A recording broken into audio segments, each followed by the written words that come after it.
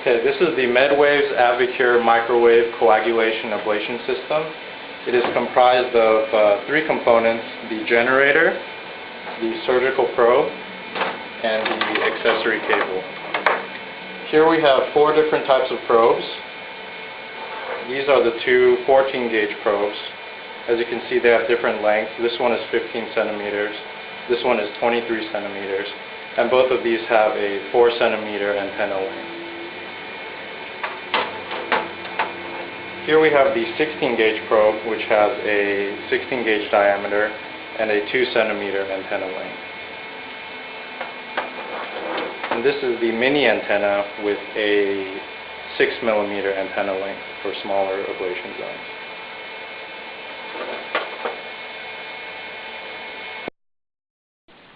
This is for the setup of the generator. As you can see, this is the back. There are three connections, one for the power, one for the signal cable, and one for the RF cable. To start, you want to connect the power extension cable into here. For the extension cables, you want to find the end that looks like this. Connect the power cable into here and just twist until it stops. And for the signal cable, you want to line up this arrow on top with the top of the connector right here. So you push it in, twist it a little bit until you feel a snug fit, and then twist the securing this part of the cable up here.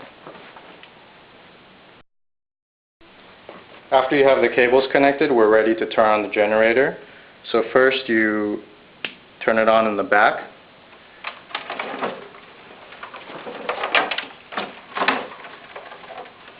And then you turn on the front switch right here. So the generator will do its self-check procedure.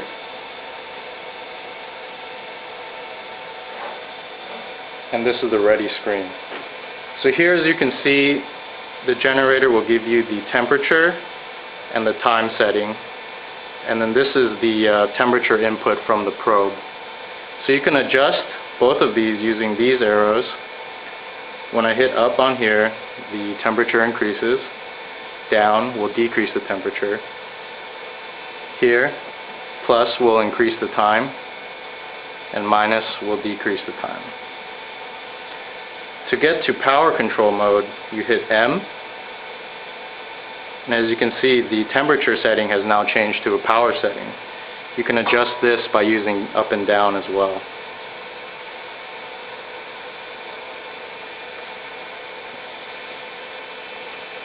So after you figure out which mode you want to be in, you can connect the probe to the cables. Here I'm connecting the temperature cable. It's the same as in the back of the generator. You twist and then secure using this locking mechanism. And for the power cable, you twist until it stops.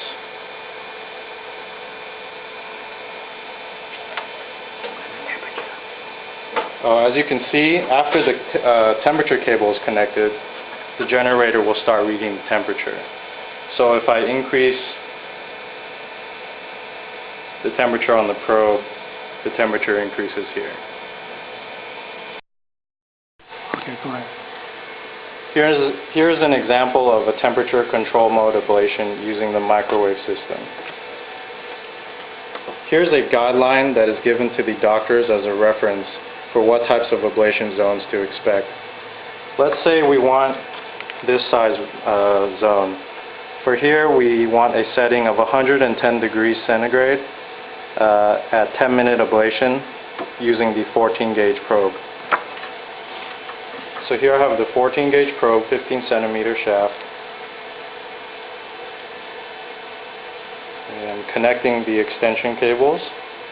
As you can see, the temperature is reading a very high value right now, which signifies the temperature cable being disconnected.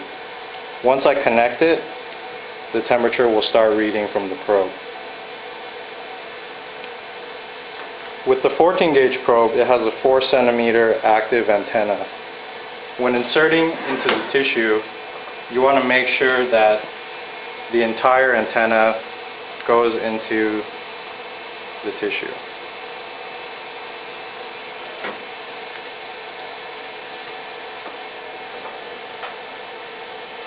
The temperature setting is at 100 degrees, but we want it at 110. So I will bring it up to 110. And for the time, we wanted 10 minutes, so I will bring this to 600 seconds. Once the settings are in place and the probe is in the tissue, start the ablation using the yellow button.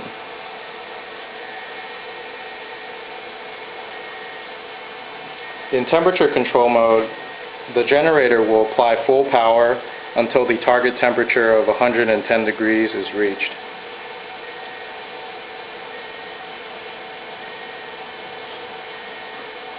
During the ablation, there's another screen that you can monitor by pressing this M button. This screen tells you the forward power being applied, the reverse power coming back along the probe, the operating frequency of the microwave, the temperature of the probe in here, and the time left during the ablation.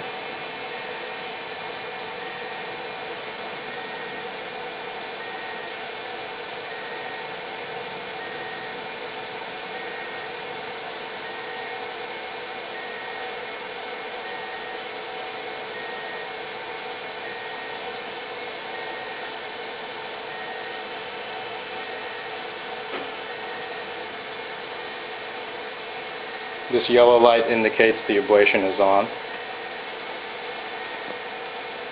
right here. As you can see, the temperature is reaching the target temperature.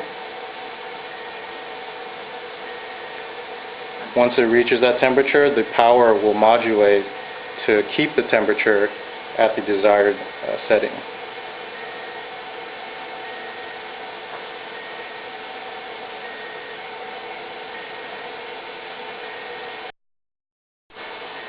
In temperature control mode, if the power drops below 20 watts, the generator will automatically switch to power control mode.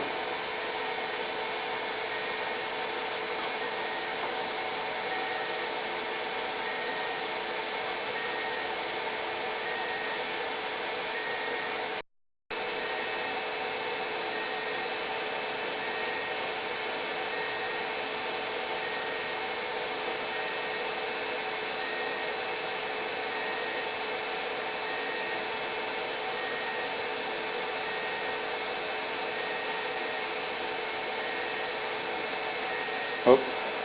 See, now it's in power mode because the power is flashing. Before temperature mode, the temperature was flashing. Again. In temperature control mode, if the power drops below 20 watts, the generator will automatically switch to power control mode. Right now it's in power control mode because the power is flashing right now.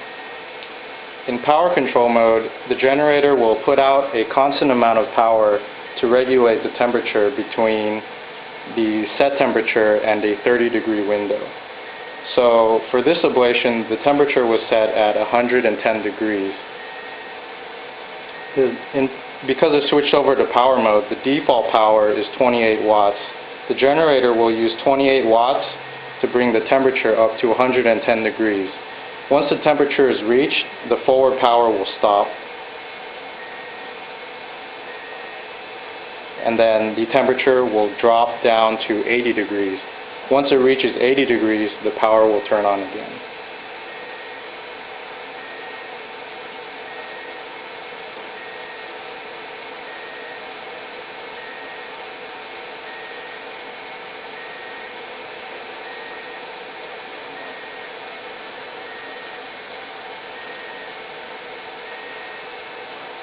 Okay.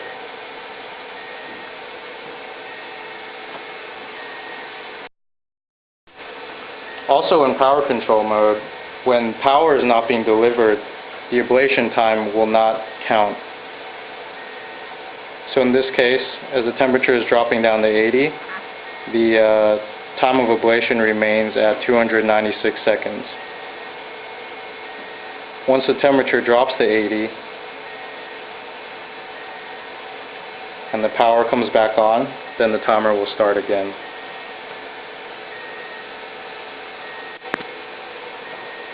In power control mode, this cycle keeps repeating until the total time is up.